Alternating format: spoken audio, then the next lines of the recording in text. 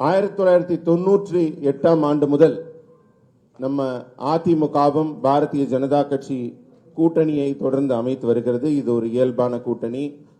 அவங்க மேடம் ஜெயலலிதா அவர்கள் காலத்திலிருந்து தமிழ்நாட்டில் உள்ள பல இடங்களில் இந்த கூட்டணி போட்டியிட்டு இருக்கிறது.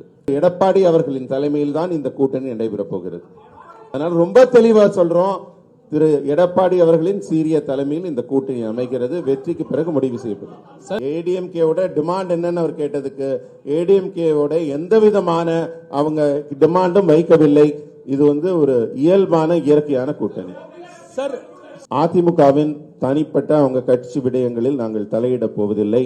மற்றபடி தேர்தல் விஷயங்கள்ல அவர் தலைமையில நாங்க எல்லாரும் அமர்ந்து பேசி எங்களுடைய திட்டமிடலை செய்கிறோம். இந்த கூட்டணியில அதிமுக என்டிஏக்குள்ள வருவது அவர்களுக்கும், என்டிஏக்கு அதிமுக வருவதும் இருவருக்குமே வின் வின் சிச்சுவேஷன், இருவருக்குமே பலனளிக்கக்கூடியது. பின்னாடியிலன்னு சொல்லுங்க சார், சொல்லுங்க.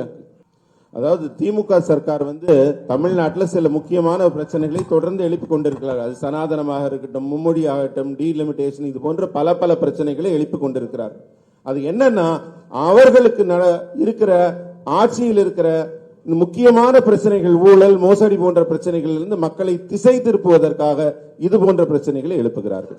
வரப்போகிற தேர்தல் எப்படி இருக்கும் என்றால், திமுகவின் மிகப்பெரிய மோசடி ஊழல்கள் பற்றியும், அதே போல சட்டம் ஒழுங்கில் இருக்கிற ஆபத்தை பற்றியும், தலித் மக்கள் மீது தொடுக்கப்படுகிற தாக்குதல்கள் குறித்தும், பெண்கள் குறித்து இருக்கிற ஆபத்து, பெண்கள் மீது தொடுக்கப்படுகிற தாக்குதல் குறித்தும், இது போன்ற திமுகவின் செயலிழந்த தன்மைதான் திமுகவுக்கு இந்த முறை தேர்தலில் மிகப்பெரிய பேசு பொருளாக இருக்கு.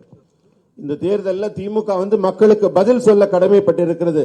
தமிழகத்தின் முதல்வராகிய ஸ்டாலின் அவர்களும், துணை முதல்வர் உதயநிதி ஸ்டாலின் அவர்களும் தந்த ஊழல், டாஸ்மாக் ஊழல் முதல்ல இருக்கிறது. டாஸ்மாக் ஊழல், அதுல மிகப்பெரிய மோசடி நடைபெற்றிருக்கிறது. அதே மாதிரி 39,775 கோடி அந்த மோசடி நடைபெற்றிருக்கிறது. அதே மாதிரி மணல் இங்கிருந்து கொள்ளை போகிறது, அது 5,800 கோடி ரூபாய்க்கு மேல் அந்த மோசடி இருக்கிறது.